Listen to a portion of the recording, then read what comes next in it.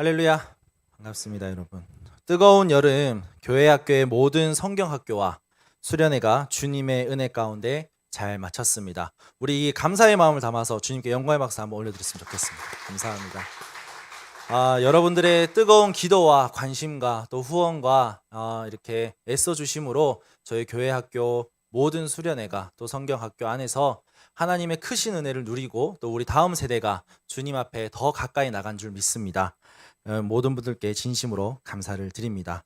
올해 저에게 있어서 이 수련회는 굉장히 특별했습니다. 저희 청소년부가 간 수련회 장소가 묵계 교회라는 곳인데요. 굉장히 저기 산청이 아니라 함안에 저기 청학동 쪽에 있는 되게 깊숙한 산골짜기에 있는 작은 교회입니다. 저곳에서 저희가 수련을 했었는데 저에게는 굉장히 특별한 장소였는데요. 왜냐하면은 제가 중학생 때 저기서 수련회를 했었습니다. 제가 저 갔을 때는 저렇게 좋지는 않았어요. 정말 옛날 건물처럼 이렇게 페인트도 좀 벗겨지고 안에 이제 벌레와 함께 예배 드리는 그런 예배 장소였는데 그 자리에서 제가 이제 커서 이제는 교육자가 돼가지고 저 자리에서 이제 아이들과 함께 수련회를 하니까 너무 감회가 새롭더라고요. 왼쪽에 여러분 오른쪽에 보시면은 저렇게 아이들하고 앉아서 같이 말씀도 나누고 찬양도 하고 했었는데 보이실지 모르겠지만은 저기 도헌이라고 우리 중학교 1학년 친구가 앉은 자리가 있습니다. 저 뒤에 너무 작아가지고 애가 사진에선 잘 안 보이는데요. 저도 지금 딱 도헌이가 앉아있던 저 자리에 앉아 있었습니다. 저 자리에 앉아서 앞에서 전도사님들과 또 목사님들이 전하시는 말씀을 듣고 그때 어릴 적에는 제 꿈이 목회자가 되는 게 꿈이었으니까 나도 언젠가 크면은 저렇게 앞에서 말씀을 전하고 함께 은혜를 나누겠지라고 했었는데 어느샌가 제가 저 아이들 앞에서 이렇게 말씀을 전하고 있는 걸 보니까 좀 간지럽기도 하고 굉장히 뭔가 새롭더라고요. 그래서 찬양을 부르는데 그 생각이 막 떠오르니까 한 울컥울컥 했어요. 한 5번 울컥울컥 한 것 같았어요. 그런데 속으로 주님 여기서 터트리시면 안 됩니다. 저 말 못해요 그러면 하고 이렇게 억눌렀던 기억이 떠오르는데 아무튼 제가 저 자리에서 은혜 받았던 것처럼 그 시간에 우리 청소년부 아이들도 저 자리에서 큰 은혜를 받았음을 보았습니다. 그래서 우리 청소년부뿐만 아니라 우리 다음 세대들을 위해서 계속해서 기도를 부탁드리고요. 그때 함께 있던 제 동기들 한 40명 정도 됐었을 거예요. 제 같은 나이 또래만 하더라도 15명 정도 되고 그때 같이 수련회 갔던 인원이 40명 정도 된 걸로 기억해 하는데 그때 이제 제 동기들과 저를 가르쳐 주셨던 선생님들 그리고 무슨 말씀을 전했는지 지금 기억은 안 나지만은 귀한 말씀을 준비해서 저희들에게 전해 주셨던 목사님들까지 해서 그 감사하던 말씀을 진짜 드리고 싶다는 생각이 막 들었습니다. 아무튼 저뿐만 아니라 우리 대저중앙교회 성도님 여러분들 기억 속에도 저와 같은 기억들이 있을 거라 생각됩니다. 어떤 특정한 장소에 가면은 여기서 우리가 함께 우리 동기들과 또 후배들과 선배들과 함께 말씀을 들었지, 은혜를 받았지, 하나님을 만났지라는 그런 장소들과 그런 기억들이 있을 줄 압니다. 저는 20살 때부터 이제 교회 학교 교사로 섬기게 됐습니다. 항상 중고등부 청소년들 아이들하고 같이 이렇게 신앙생활을 해왔었는데요. 이제 교육자 생활을 한 지 약 4년을 채워가고 있지만 다음 세대를 교육하고 또 함께 지내다 보면은 기쁘고 즐거운 일도 있지만은 한편으로는 좀 막막할 때도 좀 있습니다. 과연 이 아이가 하나님을 만날 수 있을까라는 걱정부터 시작해가지고요. 굉장히 좀 현실적으로 부딪히는 어려움들, 신앙적으로 부딪히는 또 어려움들을 같이 마주하게 됩니다. 그런데 그런 상황 속에서 물론 우리가 이제 그저 말씀을 따라서 우리는 심을 뿐이고 잘하시게 하시는 분은 우리의 참 선생님 되시는 주님을 믿지만은 여전히 저의 마음 가운데에는 우리 다음 세대를 보고 마주하고 함께 지낼 때마다 좀 염려가 되고 걱정스러운 마음도 있는 거는 어쩔 수 없는 것 같습니다. 하지만 지금 여기 있는 여러분들과 저는 교회 학교가 맺은 열매들입니다. 믿으십니까? 지금 여기에 있는 저와 여러분들은 교회 학교가 맺은 열매들입니다. 그때 우리에게 하나님을 가르쳐 주셨던 선생님과 목회자분들이 계셨기 때문에 지금 우리가 이곳에서 하나님을 섬기고 예배하고 있는 것이죠. 우리는 모두 그때 그 시절 한 사람의 젊음과 열정을 바쳐서 양육되어진 존재들입니다. 그 믿음의 족보가 올라가다 보면은 이 한반도 땅 조선에 복음이 들어오기 시작한 시절부터 지금까지 이어오던 믿음의 세대들인 것이죠. 복음을 들고 이 척박한 한반도에 들어와 자신의 목숨과 가족들의 생명까지 던지며 우리에게 복음을 던졌던 선교사들이 심었던 그 복음의 씨앗의 열매가 바로 우리들이라는 것입니다. 이곳 부산은 초기 선교사들이 조선의 선교에 첫 발을 내디뎠던 곳이라고 하죠. 1889년 호주의 헨리 데이비스 선교사님이 이 조선의 복음화를 위해 열정을 품고 뜨거운 마음을 품고 이 땅에 들어오셨습니다. 그분의 이야기를 잠깐 영상으로 함께 보시도록 하겠습니다. 인간적 시간으로 본다면은 우리 헨리 데이비스 선교사의 사역은 굉장히 짧고 좀 심하게 말하면 볼품없다. 부산에 도착하자마자 돌아가셨죠. 그런데 인간의 시각으로 봤을 때는 그렇게 뭔가 짧고 무엇 하나 남긴 것 없어 보이지만은 하나님께서는 그 선교사님의 헌신과 사명을 잊지 않으셨습니다. 그분께서 목숨 바쳐서 이 땅에 오신 것과 도보를 통해서 짧았지만은 전했던 그 말씀들, 그리고 그분의 죽음이 하나의 미랄이 되어서 지금 이곳 부산에 복음이 퍼질 수 있는 또 하나의 좋은 영양분이 되었다는 것이죠. 오늘 우리가 함께 본 예수 그리스도의 족보도 마찬가지입니다. 예수님의 족보를 보면요, 어떤 이는 하나님을 믿는 자처럼 살았는가 하면은 또 어떤 이는 하나님이 보시기에 악을 행한 사람들도 있습니다. 이스라엘의 암흑기 시절 많은 선지자들이 회개를 선포했지만 목이 뻣뻣했던 이스라엘은 결국 하나님의 심판을 마주하게 되었습니다. 열심히 하나님의 말씀을 전했지만 결국 유다의 멸망을 지켜본 예레미야는 얼마나 괴롭고 절망적인 상황을 마주했을까요? 그가 부른 애가를 보더라도 가슴이 미어지는 듯합니다. 하지만 예레미야는 하나님께서 반드시 회복하실 것을 믿었습니다. 눈에 보이지 못하더라도 그가 선포했던 말씀이 죽지 않고 반드시 열매를 맺을 것이라는 소망이었습니다. 우리 예레미야 33장 14절에서 16절 말씀 한 목소리로 함께 읽어보겠습니다. 시작.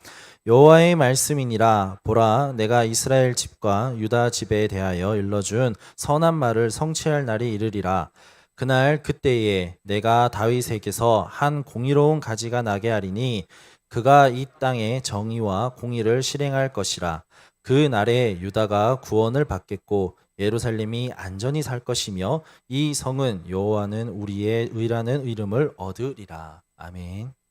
예레미야의 입술을 통해 선포되어진 하나님의 말씀대로 예수 그리스도가 이 땅에 오셔서 구원의 열매를 맺으셨고 부활의 열매를 맺으셨습니다.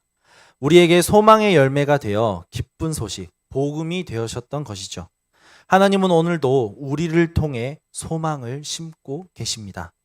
복음을 우리 각자의 마음속에 심고 계시는 중이십니다. 우리도 주님의 열심을 따라 주님과 함께 소망을 심기를 원합니다. 그렇다면 우리는 어떤 소망을 심어야 할까요? 첫 번째로 우리가 심어야 할 소망은 믿음의 씨앗을 심어야 한다는 것입니다. 하나님의 말씀의 시작인 창세기 1장 1절이 우리에게 던지는 메시지 중 하나는 하나님의 말씀은 이성과 감성과 경험으로 이해되는 것이 아닌 오직 믿음으로 이해된다는 메시지입니다. 지난 온가족 수요 기도회 때 우리 담임 목사님께서 전해주신 것처럼 진화론이나 물리학 등 과학을 하는 이들이 주장하는 이 다양한 과학 이론들은요, 엄청난 믿음이 있어야지 이루어지는 것들입니다. 깊게 파보면은 이러한 이론, 뭔가 체계적으로 보이는 이러한 이론들이 비합리적이며 믿음이 없이는 존재할 수 없는 이론들이라는 것이죠. 그러나 창조주신 하나님이 우리에게 말씀하신 믿음은 합리적이며 납득이 되는 것들입니다. 믿기만 하면은 그분이 말씀하시고 행하시는 모든 일에 고개를 끄덕이게 됩니다. 이 믿음은 우리가 믿는다고 해서 또 결단한다고 해서 생겨지는 믿음이 아닙니다. 먼저 이 믿음은 하나님께로부터 와야 하는 믿음입니다. 믿음은 선물이기 때문이죠. 여기 있는 성도님들은 모두 하나님께 믿음을 선물로 받은 자인 줄 믿습니다. 이 믿음의 본질은 무엇일까요? 하나님께서 선포하신 말씀과 앞으로 성취되어질 하나님의 약속을 믿는 것입니다. 그리고 모든 일이 예수 그리스도로 하여금 이루어진 것을 믿는 것입니다. 패치 아담스라는 실화를 바탕으로 한 영화가 있는데요. 게준트 하이트라는 무료 병원을 운영하는 아담스라는 한 의사의 얘기가 담겨진 영화입니다. 이 영화의 주인공인 헌터 도티 아담스는 의사가 되기 전에 이 우울증을 심하게 앓고 있는 정신병을 갖고 있다고 해요. 그래서 이 아담스가 선택한 게 스스로 정신병원에 입원을 하게 된 거죠. 근데 그 정신병원에 입원을 하자마자 한 정신 나간 수학자를 만나게 됩니다. 어떤 이야기가 펼쳐진지 한번 보도록 하시겠습니다. 자, 믿음은 우리로 하여금 보이지 않는 것 넘어 보이게 하는 힘을 가지고 있습니다. 손가락 너머는 우리의 힘으로 볼 수 있지만 우리 인생의 문제 앞에 만난 문제와 죽음 너머는 우리의 힘으로 답을 찾을 수 없습니다. 하지만 믿음을 가지고 그 너머를 본다면 하나님이 여러분들을 위해 준비하고 예비하신 놀라운 계획들을 바라보게 될 것입니다. 이렇게 우리는 변치 않는 믿음으로 하나님의 선하신 계획과 뜻을 바라보아야 하는 한편 우리의 믿음은 정체되어 있는 믿음이 아닌 변화가 따른 믿음이 되어져야 합니다. 예수님께서는 니고데모와 대화 속에서 변화에 대한 말씀을 하십니다. 예수님은 이 변화를 거듭나다라고 표현하시고 있는데요. 그리고 이 거듭남은 예수님께서 말씀하신 이 거듭남은 필수적으로 일어나야 하는 것임을 말씀하고 계십니다. 우리 요한복음 3장 3절 말씀을 같이 읽어보겠습니다. 예수께서 대답하여 이르시되 진실로 진실로 내게 이르노니 사람이 거듭나지 아니하면 하나님의 나라를 볼 수 없느니라. 아멘. 우리는 변하지 않는 믿음을 통해서 거듭나야 합니다. 그리고 그 믿음을 통하여서 변화되어져 가야 합니다.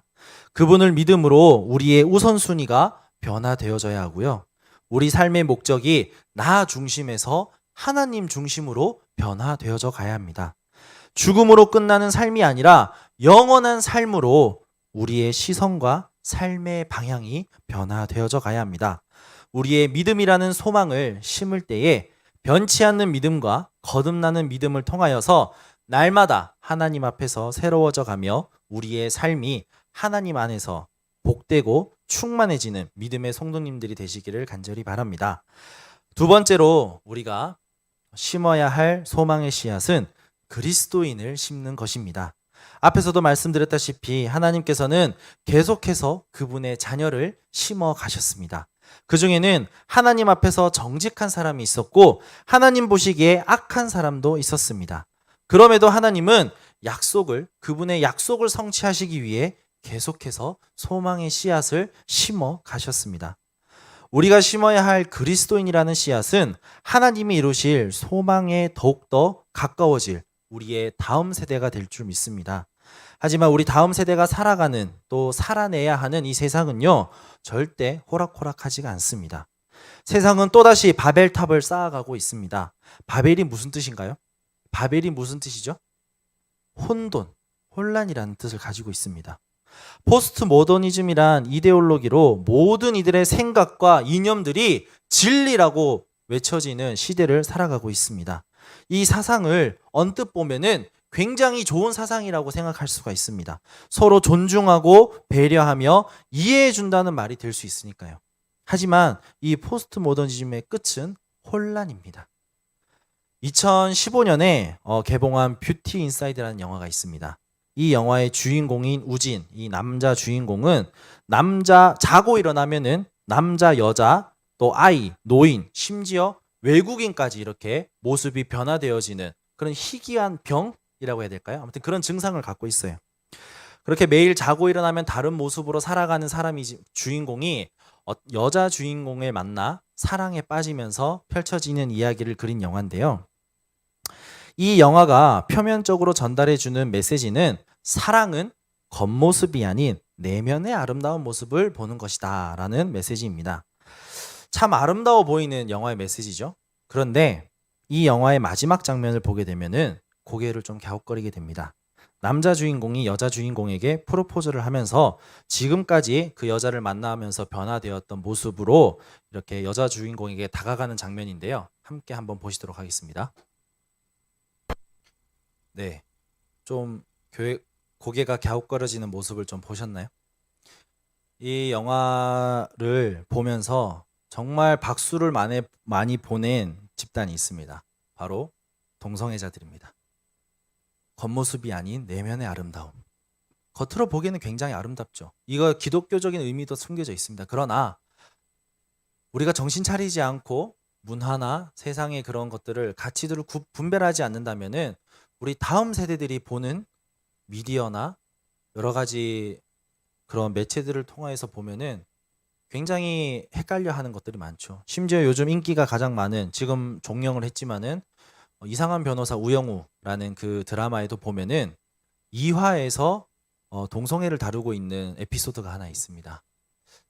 요즘 점점 미디어에서 이렇게 동성화를 미화시키고 아름다워 보이고, 심지어 동성애를 외치는 것이 큰 용기 있는 결단이라는 것으로 이렇게 보이고 있는 미디어 매체가 많다는 것이죠. 여러분, 우리 다음 세대가 살아가는 세상이 바로 이런 세상입니다. 이것뿐만 아니라 정말 다양한 위험들과 그런 미혹거리들이 넘쳐나는 시대인 거죠. 분별하지 못하면은 잘못된 이념과 사상에 빠지게 될 위험이 아주 쉽다는 겁니다. 우리 다음 세대가 살아가는 주 무대는요, 교회가 아니라 세상인 것을 기억하시길 바랍니다. 세상은 영적인 전투가 매일매일 일어나는 곳입니다. 우리가 매일매일 영적인 전투를 하고 있듯이 우리 다음 세대들에게도 영적인 전투가 매일매일 일어나고 있습니다.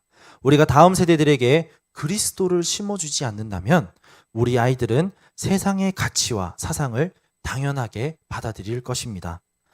다음 세대를 두고 있는 부모님들, 그리고 조부모님들, 가정 예배를 통하여서 그리스도를 가정 안에 심으시길 바랍니다. 가정 안에서 세상의 이야기뿐만 아니라 세상을 운행하시는 하나님의 이야기를 자주 나누시길 바랍니다. 말씀을 가르치고 말씀대로 사는 모습을 삶으로 보여주시기를 당부드립니다. 다음 세대를 가르치고 있는 우리 선생님들, 다음 세대는 하나님이 선생님들에게 맡기신 귀한 양떼들입니다.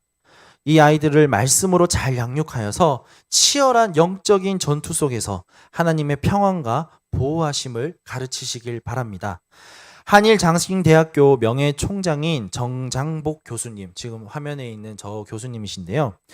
저 교수님께서 교육 키워드를 이렇게 3가지, 인성, 영성, 지성으로 선정하여서 학교를 운영하셨습니다.